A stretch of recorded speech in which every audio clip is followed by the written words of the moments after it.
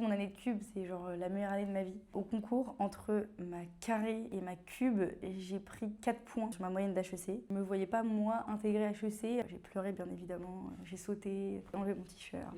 Je me suis déshabillée.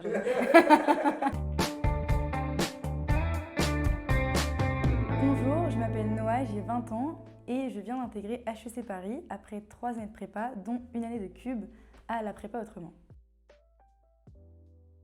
Quand j'ai choisi de cuber, je voulais changer de prépa. C'est pour ça que je me suis dirigée vers LPA, qui propose un accompagnement très personnalisé. Je savais qu'il y avait une ambiance dans la prépa très chaleureuse et c'est surtout ça qui m'a attirée, surtout pour une année de cube où on n'a pas forcément envie de revivre ce qu'on a vécu pendant 2 ans. Je savais aussi qu'ils avaient eu des très bons résultats, donc voilà, qu'il y avait des profs excellents et c'est pour ça que je me suis dirigée vers LPA.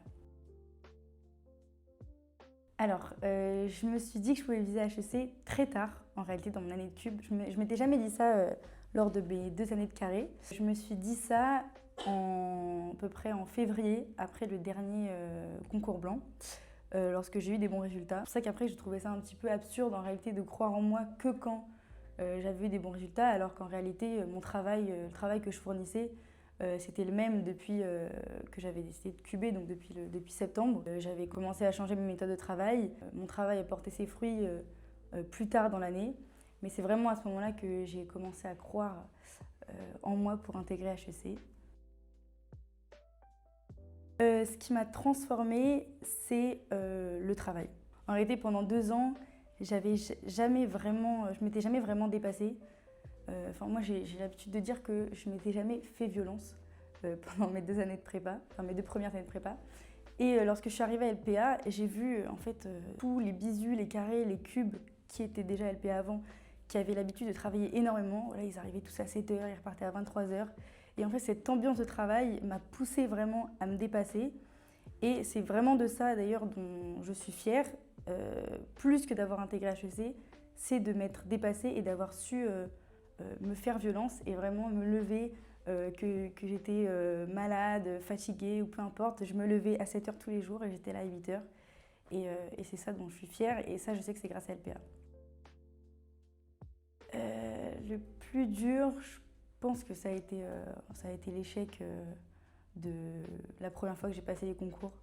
En réalité, j'ai pas eu l'école que je voulais et c'était très très dur à digérer.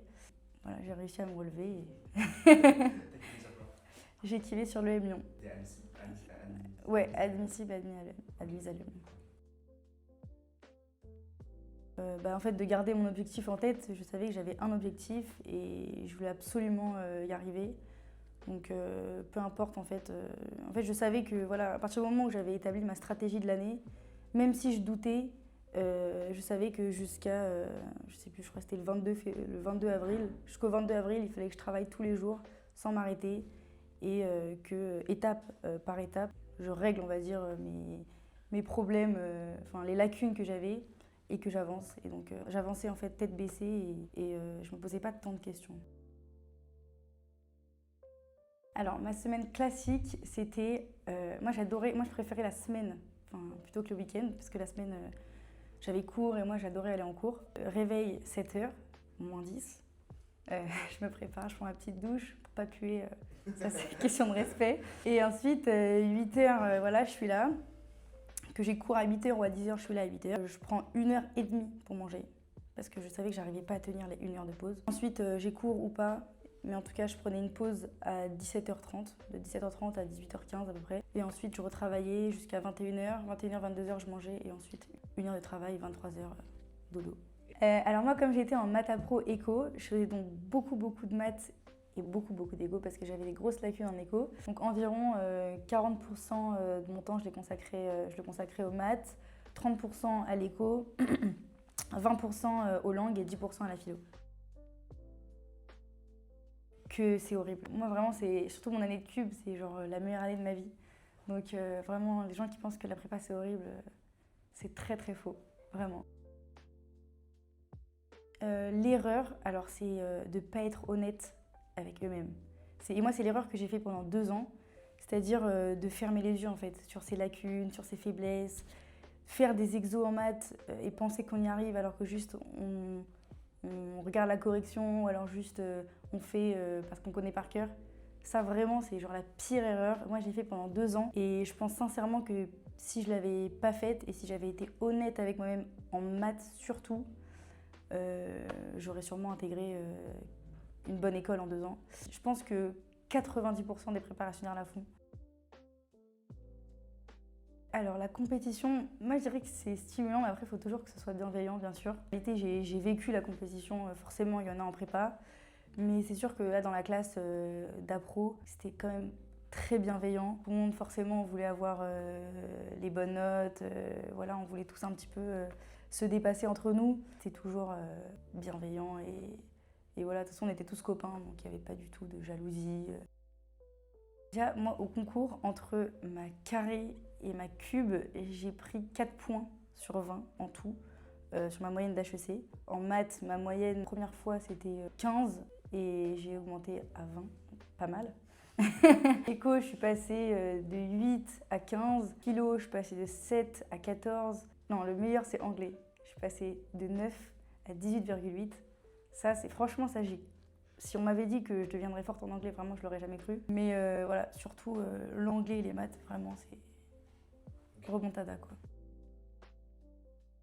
Alors, faut savoir qu'à LPA, les cols sont à volonté. Donc ça veut dire on nous envoie un coloscope et là, c'est un peu la guerre pour, pour aller chercher les cols. Après, il y en a bien évidemment pour tout le monde.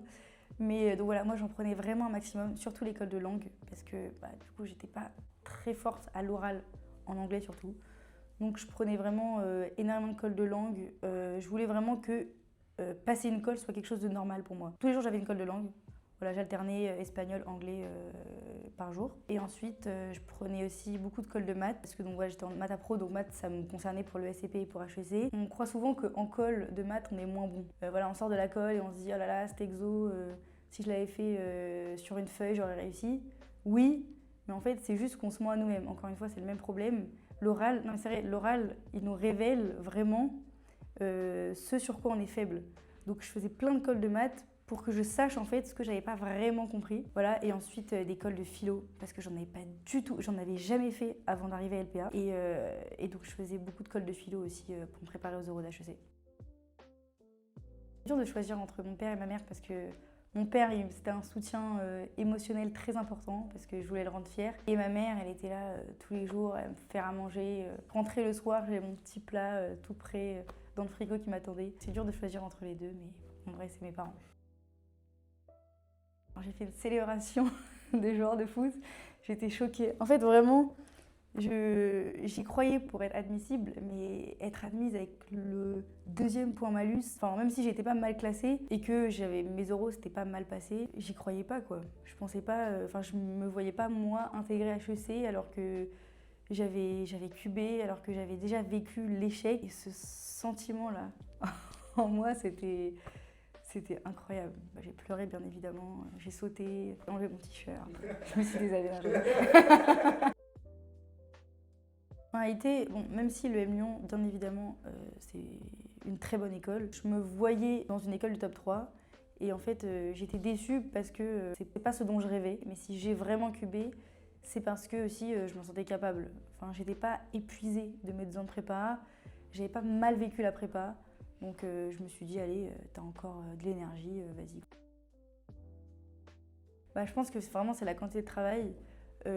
Même si j'étais considérée comme une bosseuse pendant mes 2 premières années de prépa, en réalité, comme je l'ai dit, je me faisais pas violence. Ça veut dire, si j'avais envie de faire la grasse mat, je faisais la grasse mat, alors que pendant mon année de cube, pas du tout. Vraiment, j'étais malade, je m'en foutais. Je travaillais, j'arrivais à 8h et voilà. Donc c'est vraiment le travail. Le travail et aussi la stratégie. Pendant mes 2 premières années de prépa, j'avais pas de stratégie. Je travaillais, je faisais mes devoirs. C'était pas genre je visais une note.